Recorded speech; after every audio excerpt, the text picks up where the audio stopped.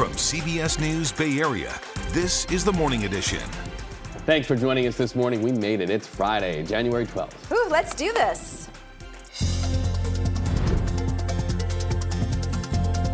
I had just skied that run half an hour before, and we had just been there, and it could have been us, and we could have been buried in that pile. Skiers in shock. A close call at Palisades, Tahoe, the day after that deadly avalanche. I've had some people try to get exception close to me to ride on my fare and push through the turnstile, which can be a little uncomfortable. Some commuters say they can't come soon enough. More fare gates coming to stop turnstile jumpers. When you don't have to share it with 12 other people, and it's a good thing. A new lease on life. Former inmates getting comfortable in the outside world with the help of the community. All right, are you comfy? Oh, yes. Comfy back there? Great. Do I have to have some last words? What do you have on your bucket list? This 102-year-old woman loves going fast and got the ride of a lifetime.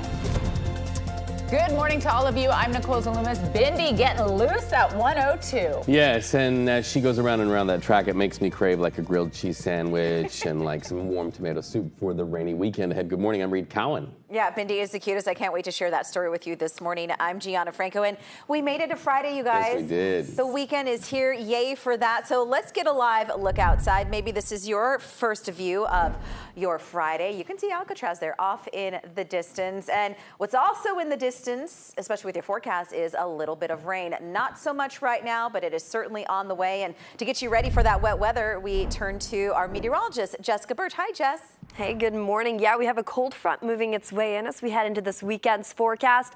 Let's talk about how that's going to impact us, because right now we are waking up to a dry, cool start to our Friday forecast.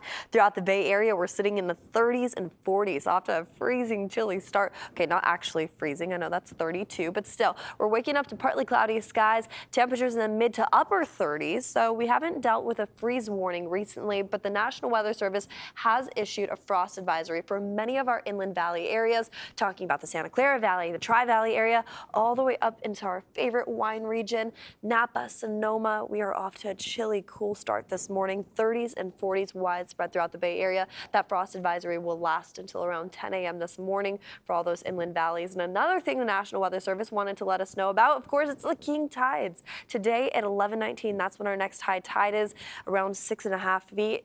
And that's going to impact our local coastal areas, especially close to the bay shoreline. Our coastal flood advisory remains in effect until this afternoon. Now, we have a dry break today, but big changes in the forecast for us tomorrow. We'll have a lot to talk about when it comes to the rain right around the corner. This cold front's really going to impact many of us here in the Bay Area and up in the Sierra Tahoe area, too. For now, I'm going to send it over to you, G. Thank you, Jess. Let's talk about those freeways right now. If you are getting up early and out the door, it is Friday light. Look at this Bay Bridge looking beautiful right now. Those metering lights are on, so it is a little deceiving. Once you're past this point, we are tracking some slightly slower speeds near the metering lights, up the incline as you work your way over into San Francisco. So just keep that in mind. But overall, pretty easy commute across that area. If you're headed towards the San Mateo Bridge, that bridge commute looks pretty good in both directions, although it is a little crowded westbound between 880 and 101. Now, 880, we are seeing a slow ride southbound. That's because there's a crash not too far from 84 as you work your way into Fremont, and there is a bit of a hot spot now on 101 northbound in Mountain View, just as you pass 237. So things are certainly slowing down there. Possible freeway closure southbound 680 for road work. I'll have more on that coming up in my next report. But it is a getaway Friday. Later on throughout the day, you might see some busier conditions on those getaway routes like 580, as well as the Bay Bridge and 101 and 80 as well. In fact, here's a live look right now at the road to the snow along I-80 at Kingville.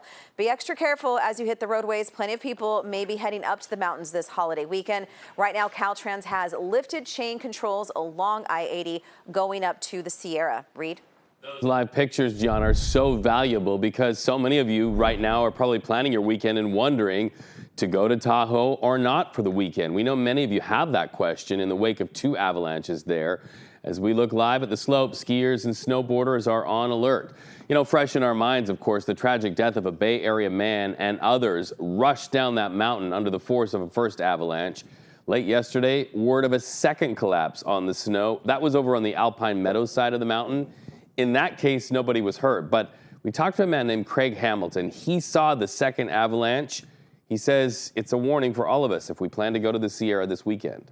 And I look over there, and there's a whole new, much bigger, deeper debris pile running the whole length of the bowl. I had just skied that run half an hour before, and we had just been there, and it could have been us, and we could have been buried in that pile, and it was deep and big. So it's a wake-up call.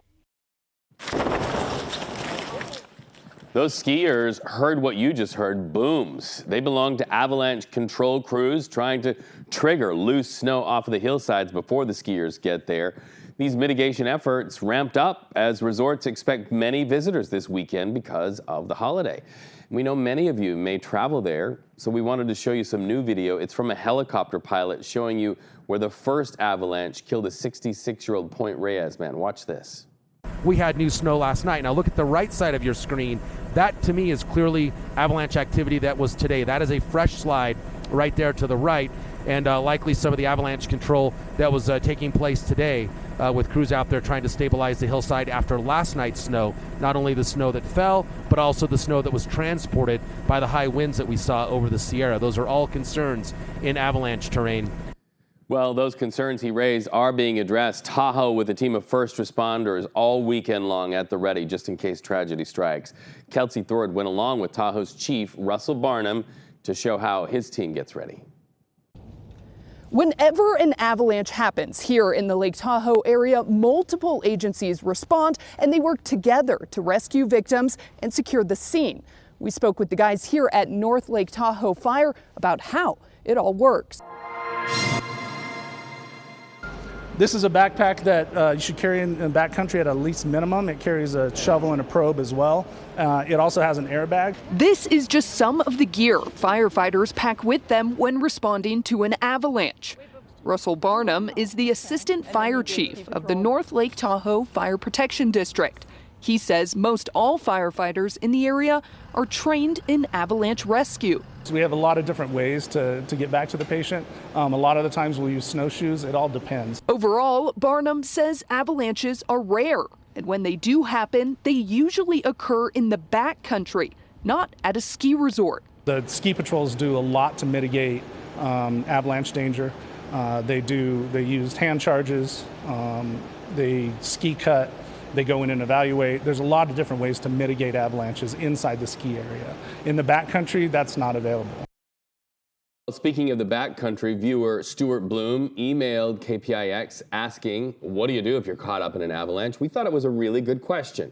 So experts say to attempt to swim through rushing snow, try to stay on top as it rolls down the mountain, always keep one arm up. They also say wear a transceiver that transmits a call for help.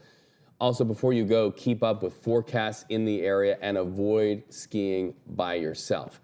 This and more information available if you do plan to go to Tahoe this weekend on KPIX.com. Nicole?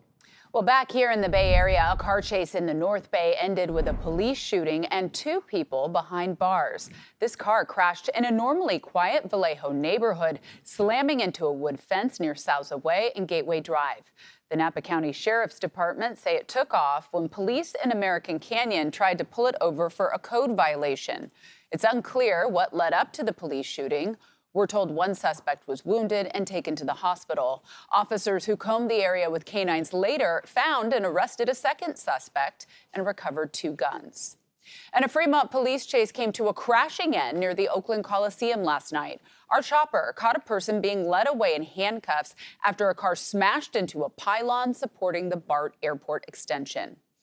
New scrutiny for Boeing after a door panel blew off an Alaska Airlines plane last week. The Federal Aviation Administration announcing this morning it will audit the Boeing 737 MAX 9 production line and its suppliers with a focus on ensuring quality control. The FAA calls this a significant action. It comes exactly 1 week after the dramatic in-flight scare. All Boeing 737 MAX 9s remain grounded indefinitely. This just in, a new poll out this morning shows House Representative Adam Schiff has taken a narrow lead in the race for the late Senator Dianne Feinstein's Senate seat.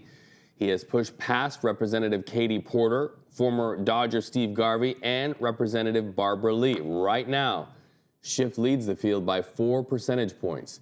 The candidates will clash in a trio of televised debates in the months ahead.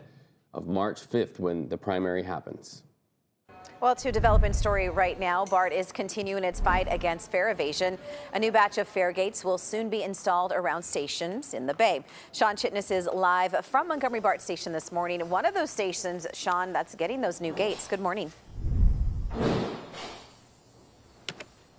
Hey, Gianna, good morning. That's right. We want to show you what the difference will look like. Take a look behind me here at what the classic gate you might remember from any BART station you've been to recently looks like. And then the new one is going to be more than 7 feet tall. So if I'm 6 feet, that's another foot above me. They've already been testing it out at West Oakland. That came in late last year. And so now we know that they have stations in mind. 8 will be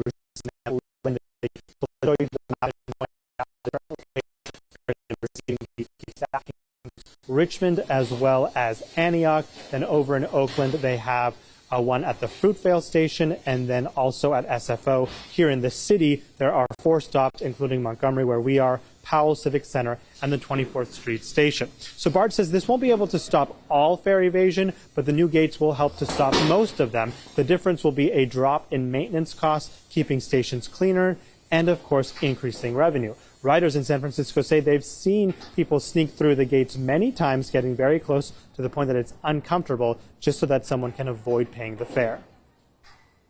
I think it's important. I think we can rely on public safety to do their part, but I understand that they're burdened with a lot of things in our community that they have to deal with. So I think that having another system of protection within the BART, right, to prevent fare evasion might be helpful. So in addition to the new gates being taller, they also have more advanced sensors, and they have been using different materials at that first station to test them out in West Oakland to see which one is better. They also have to see if they can get the sensors to be a little bit quicker with the Clipper card, so that's what they'll be working on before we see the gates arrive at these 8 other stations in May or June. The goal ultimately to have all of the 700 plus gates in this system under this new format. That goal is to be by the end of 2025, and there's an incentive for BART to do this. They could receive $300 million in state and regional subsidies if they meet that plan. Gianna, back to you.